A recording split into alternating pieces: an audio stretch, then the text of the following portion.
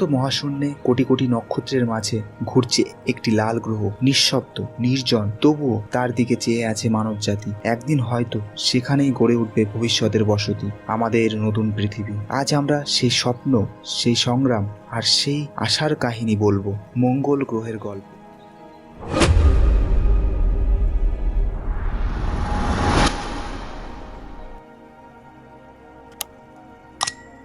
পৃথিবীর কাছাকাছি থাকলেও মঙ্গল যেন এক নিষ্ঠুর মোহময় প্রতিবেশী। বায়ুমণ্ডল প্রায় নেই, তাপমাত্রা হিমশীতল, কিন্তু এই রুক্ষ ধূলিমাখা ভূমির মধ্যে লুকিয়ে আছে এক অজানা ইতিহাস। 1976 সালে ভাইকিং মিশন প্রথম মঙ্গলে স্পর্শ করে। তখন থেকেই শুরু হয় মঙ্গলের বুকে ছুঁয়ে দেখা এক মহাকাব্যিক যাত্রা।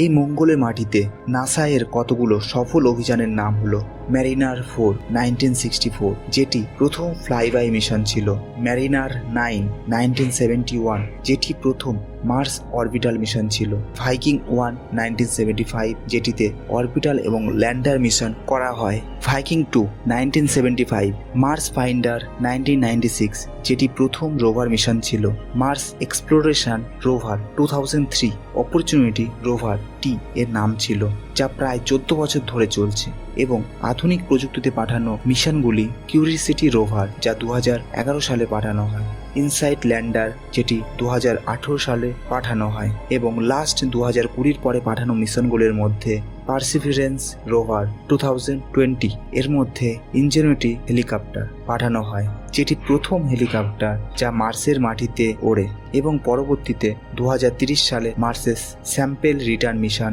এর পরিকল্পনা করা হয়।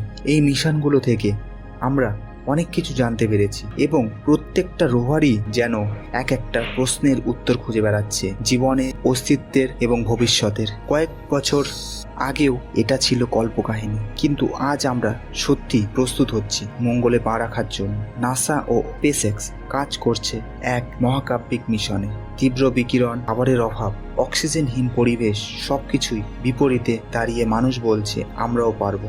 কারণ স্বপ্ন যদি বড় হয়, বাধা কেবল পথের অংশ হয়। ভবিষ্যতে আমরা কি মঙ্গলে সবুজ করতে পারবো?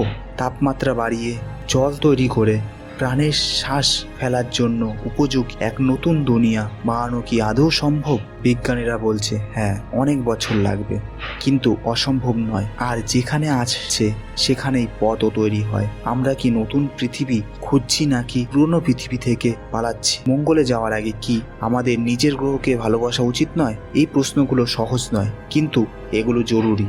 কারণ বিজ্ঞান শুধু প্রযুক্তি নয়, মানবতা নিয়েও কথা বলে।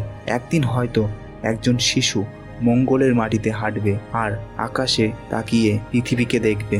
আমরা এই ভবিষ্যৎ প্রজন্মের জন্য আজ স্বপ্ন দেখছি, লড়ছি, এগিয়ে চলছি। মঙ্গল এক লাল গ্রহ হতে পারে, কিন্তু সেখানে বাঁচে এক সবুজ স্বপ্ন। সেই স্বপ্নটাই আমাদের গন্তব্য। তো আজকে ছিল মঙ্গল গ্রহ সম্পর্কে একটি ছোট ভিডিও। আপনাদের যদি এই ভিডিওটি ভালো লেগে থাকে অবশ্যই চ্যানেলটিকে সাবস্ক্রাইব করবেন, লাইক করবেন এবং শেয়ার করবেন। ধন্যবাদ।